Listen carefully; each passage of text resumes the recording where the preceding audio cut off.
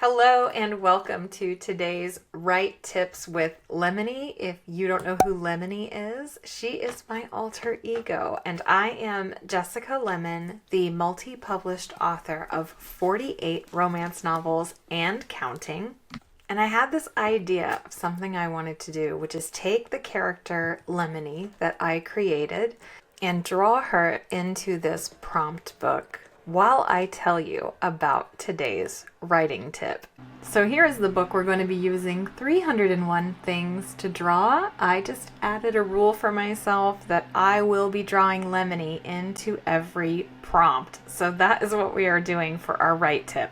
And what is our write tip prompt, you may be asking? Well, I found one that was ghost. And I thought, ghost pairs really well with killing your darlings. This is me sketching the thumbnail that I drew. I'm going to erase those words because they just kind of cluttered up the composition. But these are essentially the ghosts of our darlings that we have killed. So they have met their demise in a few different and inventive, creative, fun ways. And this guy is my favorite. I debated putting him on there, but it was just too funny. I added Lemmony under the sheet there, so she is going to have a yellow sheet, as you will see very soon. All right, so what the heck does kill your darlings mean? And the famous advice, author, I do not know how to say his name. It's either Quiller or what if his name's Killer Couch? Yeah, and then you killer your darlings. Is that where that comes from?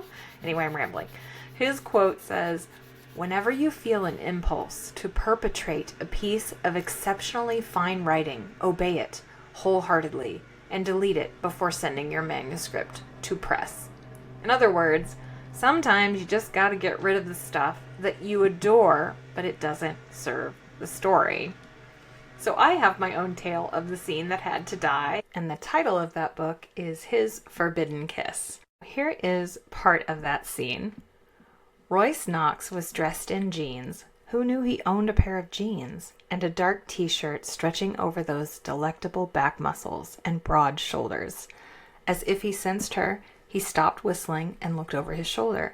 His rumbly greeting of "good morning," paired with a wink, nearly liquefied her.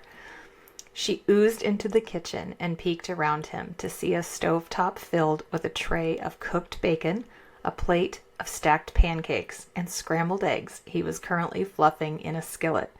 He turned off the heat and then turned it up. When he bent for a kiss, she gladly returned. "Good news, bad news," he announced. "You forgot the potatoes?" she joked. He opened the oven and showed her evidence to the contrary. They were out of the freezer, but they still count. He pressed another quick kiss onto her lips before taking out the hot potatoes and adding them to the spread. "The good news is that this is the best breakfast you'll ever eat. The bad news is I have to go into work.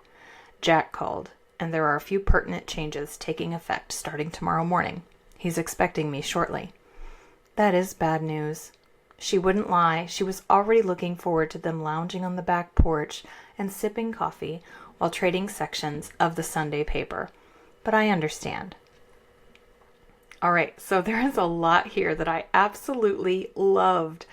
My hero, Royce, was, as it says above, a workaholic. He was very gruff, and I wanted to show a softer side when he was with the heroine.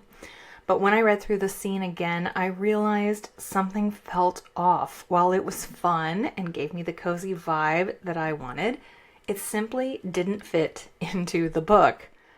But could it? Maybe. I kept writing and wound up with a knock at the door. It was my heroine's mom. She'd arrived unannounced. Maybe I'm onto something. Well, I wasn't. A little added conflict and a bit of awkwardness, maybe, but pretty much nothing. I couldn't justify why her mother was showing up. It didn't have any reason to be there. So what did I do? I killed my darling. I cut the scene mercilessly and without pity. Killing your darlings isn't always easy. The words can feel like your babies, especially if it was a particularly rough writing day where you labored, as you would with a writing baby, for hours to write it. But I did it. I cut what I read to you, and once it was gone, I was able to find the flow again. And the book got better. The scene was perfectly fine, although it would have improved with some more editing had I kept it, but it didn't have a point. We weren't gaining any great insight on the characters. We weren't leading up to a scene that would be relevant later in the book. It was just there. Remember, killing your darlings isn't about taking out bad writing or scenes or ideas. It's about taking out what you love for the betterment of the book. I've killed darlings to the extreme. Superfluous characters, cut. A lake house, the stuff dreams were made of, gone. 20,000 words written in the wrong direction, into the void. But we must let go of these darling words in order to make the book stronger. My little breakfast scene was charming and sexy, but it was also bulky and pointless. What I had written wasn't working, and so it had to go.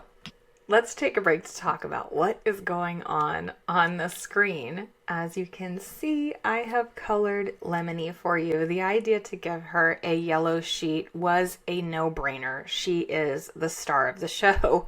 What I actually did was on my thumbnail that I drew, there's, you can see there's 7 ghosts.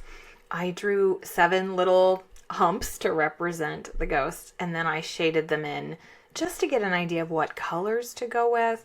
I wanted a palette that was, yes, pastel, but fairly neutral, and I didn't want anyone to compete with Lemmony because she is the star. I had to go with the rope because it just made such a fun drawing experience because you could bunch the sheet. And then this guy that I'm coloring around right now, I'm coloring the shadow on, has a knife through his head. And originally he did not have that expression, but when I went to ink it, I got the biggest kick out of just making him having a fantastic time. And honestly, I think this stemmed from Steve Martin. You know how he used to, maybe you don't know, he used to wear a headband that was an arrow going straight through his head. And that is such an indelible memory of mine. But I remember seeing that image repeatedly and it just stuck. I even put it in my book Arm Candy. That is what Davis wears to a Halloween party. So here are some easy cuts for you to make. If you're looking at your story and you're like, Jessica, where do I start? I'm going to tell you where to start. Number 1, long flashbacks that interrupt your story's momentum. If readers have to stop reading the current scene to go back and see what happened, they are making a full detour out of what is actually going on. That flashback can either be shortened or saved for later. You can even weave it into a conversation.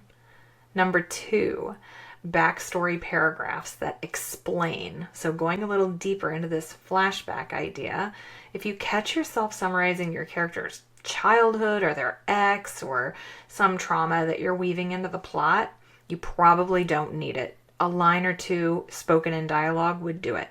Number 3, moments written just because they're beautifully worded. Now, if you're wanting to keep the description of the garden, keep it, but limit it to maybe 2 or 3 sentences so that we can get back to the action. Number 4, scenes that answer questions no one is asking yet. If your readers don't need that information yet, it's best to table it and drop it in later. And last, number 5, having your character have a memory that you've already shown on the page. So if your character is discussing how painful her divorce is, we really don't need the flashback to divorce court unless that ex is going to make a reappearance and that is going to come full circle. Okay, my friends, that is a wrap on Killing Your Darlings. I hope it inspires you to take a fresh look at your book, maybe do a little gentle pruning or axe murdering where needed. Remember, every cut you make is a step forward in a cleaner book. If you'd like to go deeper into conversations like this, we talk craft, mindset, and finding the fun in our writing inside the Lemmon Society. every single month. And we also do a live Zoom call where you can join me for Q&A. Please like and subscribe. Leave me a comment below and let me know if you like this format. I'm hoping to do some more of these for you in the future. Happy writing.